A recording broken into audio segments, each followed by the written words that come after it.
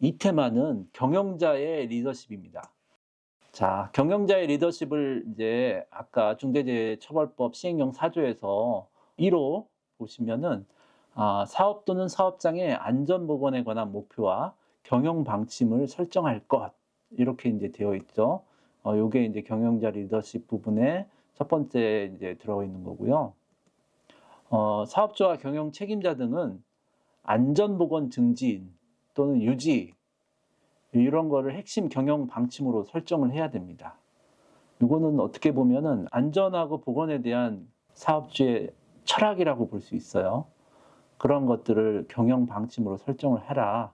그렇게 설정한 내용에 대해서 모든 구성원들이 잘 알 수 있도록 사업장 내에다가 게시하고 알려야 된다는 겁니다. 여기에 이제 구성원이라고 하면은 우리 직원들뿐만 아니라 하청업체, 파견업체, 공급자나 판매업체 또는 심지어는 고객에게도 이러한 안전보건 경영 방침을 알리라고 합니다. 그래서 다음 사진들을 보시면 저희가 이제 현장 점검을 할 때 저희 위탁 사업장에 걸려 있는 그런 안전보건 경영 방침 이고요. 또 옆에 보시면 고용노동부의 그러한 샘플도 있습니다. 그래서 아직 그 안전보건 경영 방침을 설정하지 않으신 그런 회사가 있다면 네이버에서 안전보건 경영 방침을 검색하면은 굉장히 많은 그런 그 사진들이 올라오는데 비슷한 그런 공통 요소가 있습니다. 그러한 것들을 참고하셔가지고 회사의 그러한 실정에 맞게끔 안전보건 경영 방침을 설정을 하셔야 됩니다. 그러한 안전보건 경영 방침이 일단 세워졌다. 그러면 어떻게 해야 되죠? 안전보건 경영 방침이 세워지면은 이걸 이루기 위해서 구체적으로 그 목표를 세워야 됩니다. 재해 예방 활동, 그러니까 재해가 일어나지 않도록 구체적인 목표를 세우고 실천을 해야 되겠죠.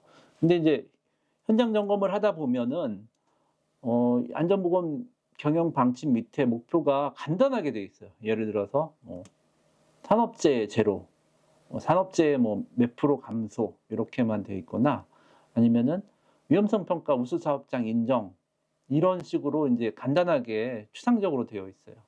이런 거는 좀 올바른 목표가 아니고 이제 목표를 세울 때는 좀 더 구체적으로 세우셔야 됩니다.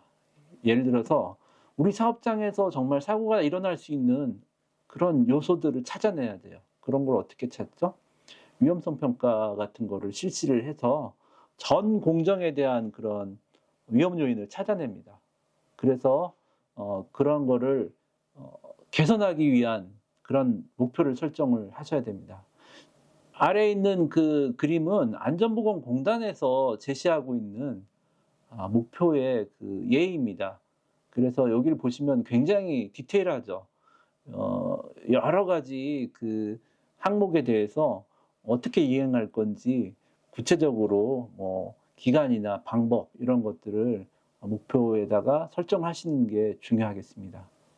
경영자 리더십의 또 실행 방법 두 번째를 보면 안전보건에 필요한 자원, 인력이나 시설 장비를 배정하는 겁니다. 첫 번째를 보시면은 전담 조직을 구성하라. 요거 같은 경우에는 500인 이상 사업장이거나 아까 시공 능력 순위가 200인 이상인 그런 건설 사업자, 대규모 사업장에서 이제 전담 조직을 구성을 하는 거고요. 이제 그러한 규모가 아니다. 그럴 경우에는 산업안전보건법에서 정해진 수 이상의 안전관리자, 보건관리자, 안전보건관리 담당자, 산업보건의를 배치를 하라는 겁니다. 그래서 안전관리자나 보건관리자는 50인 이상 사업장에서 하셔야 되고, 안전보건관리 담당자 같은 경우에는 20인 이상 사업장에서 6가지 업종에 대해서 안전보건관리 담당자를 선임을 해야 됩니다.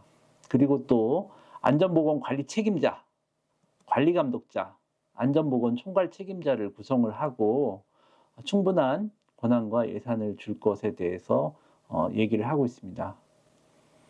자, 우리 사업장에서 이제 위험 요소를 찾아냈다면은 그거를 개선하기 위해서 예산이 필요하죠. 그래서 위험 요인을 제거하거나 대체하거나 통제를 위한 그런 시설 장비 확충, 안전보건 담당자 배치, 비상조치 계획 수립, 훈련 이런 것들을 구체적으로 진행을 하기 위해서 충분한 예산을 배정하는 게 또 중요하겠습니다. 경영자 리더십 실행 방법 세 번째는 구성원의 권한과 책임을 정하고 참여를 독려하라는 겁니다.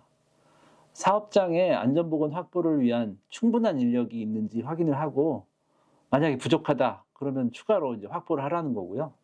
이러한 그 위험 요인을 제거하고 대체하고 통제하는 게 안전관리자나 보건관리자만 하는 게 아니라 경영자나 모든 관리자의 그러한 기본적인 업무라고 이렇게 명확화하는 것도 필요하겠습니다.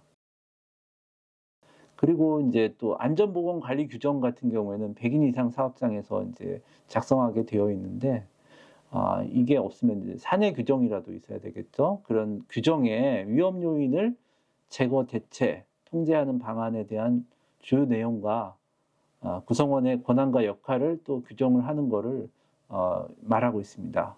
구성원이 관심을 가지고 참여할 수 있도록 충분한 시간을 부여를 하고 또 적극적으로 참여하는 분에게 인센티브 등 긍정적인 분위기를 조성을 해주면 좋겠죠. 자, 그래서 이제 이걸 좀 정리해서 핵심 포인트를 한번 살펴볼 건데요. 자, 안전보건을 핵심 가치로 한 경영 방침이 수립되어 있어야 된다.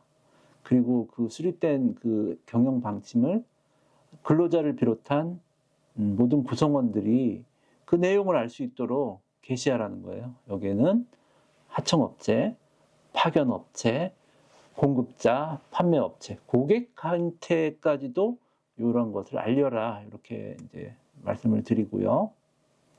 구성원들의 안전보건관리 체계 구축, 이행 과정을 평가할 수 있는 어떤 구체적인 목표를 설정하고 구성원들의 안전보건 활동을 적절히 평가를 해라.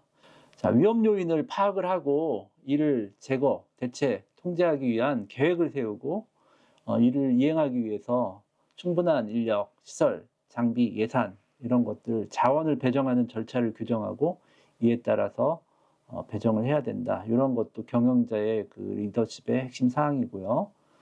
또 안전보건 관리를 위해서 인력이나 조직을 확보하고 그 다음에 인력이나 조직이 사업장의 안전보건 관리를 위한 권한을 보유를 하고 있어야 된다. 이렇게 좀 말씀을 드리고요.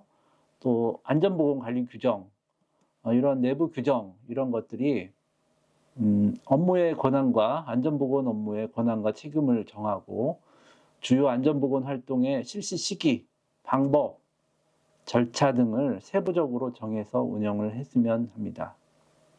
예를 들어서 위험성 평가를 할 때 위험성 평가의 실시 규정이라든지 또 안전작업 절차서 작성을 한다든지 그리고 설비가 고장이 났을 때 점검, 검사, 보수 등 이런 비정형 작업을 할 때 유지관리 규정이라든지 또 고소 작업이나 밀폐 공간 작업 이렇게 위험한 작업을 할 때는 안전 작업 허가 절차 규정이라든지 또 도급 용역에 대한 업무 관리 규정이라든지 또는 새로운 장비를 도입했다든지 공정이 변경됐다든지 변경 관리 규정 이런 것들이 이제 예가 되겠습니다.